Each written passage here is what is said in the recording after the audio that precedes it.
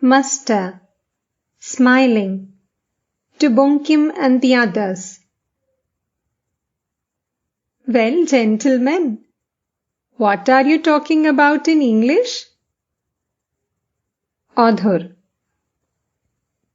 We are discussing what you have just said. Your explanation of Krishna's form.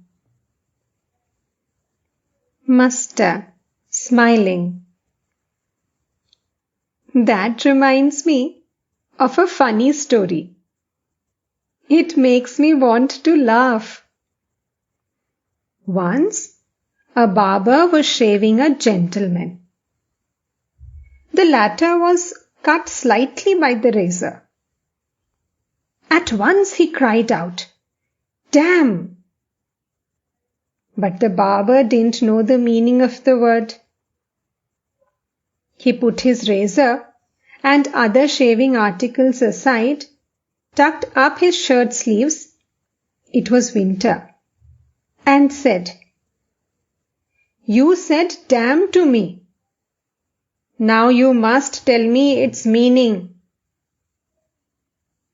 The gentleman said, "Don't be silly. Go on with your shaving. The word doesn't mean anything in particular. But shave a little more carefully." But the barber wouldn't let him off so easily. He said, "If damn means something good, then I am damn.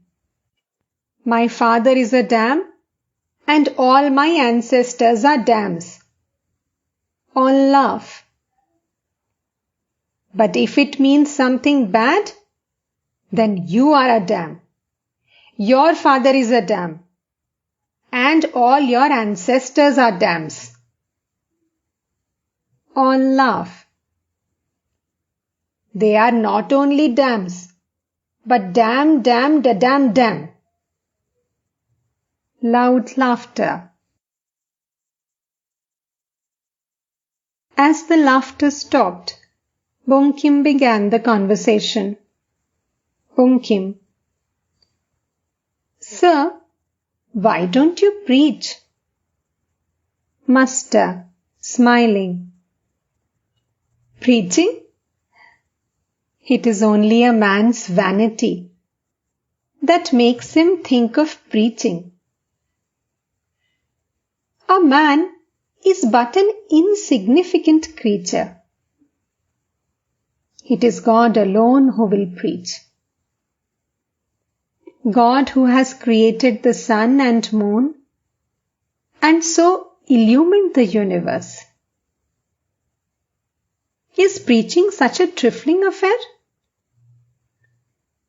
You cannot preach unless God reveals himself to you and gives you the command to preach. Of course, no one can stop you from preaching. You haven't received the command, but still you cry yourself hoarse. People will listen to you a couple of days and then forget all about it. It is like any other sensation. As long as you speak, people will say, "Ah, he speaks well." And the moment you stop, everything will disappear. The milk in the pot hisses and swells as long as there is heat under it. Take away the heat, and the milk will quiet down as before. One must increase one's strength by sadhana. Otherwise, one cannot preach. As the proverb goes, you have no room to sleep yourself, and you invite a friend to sleep with you. There is no place for you to lie down, and you say, "Come, friend, Come and lie down with me.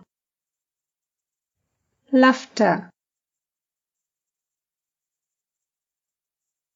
Some people used to befoul the bank of Haldarpukur at Kamarpukur every morning.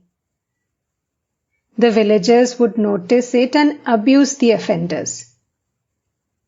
But that didn't stop it. At last, the villagers filed a petition with the government. An officer visited the place and put up a sign. Commit no nuisance. Offenders will be punished. That stopped it completely. Afterwards, there was no more trouble. It was a government order, and everyone had to obey it. Likewise, if God reveals Himself to you and gives you the command, then you can preach and teach people. Otherwise, who will listen to you? The visitors were listening seriously.